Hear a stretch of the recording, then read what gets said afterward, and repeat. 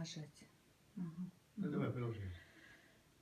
Пламя фантастическое. Буквально от несколько поленьев, малепусеньких. Такое огромное-огромное пламя.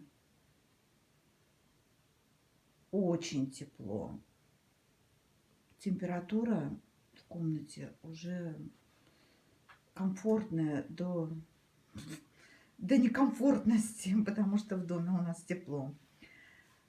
Поэтому реально она может обогреть неотапливаемое помещение в течение 50 минут до той температуры, которая была задана вами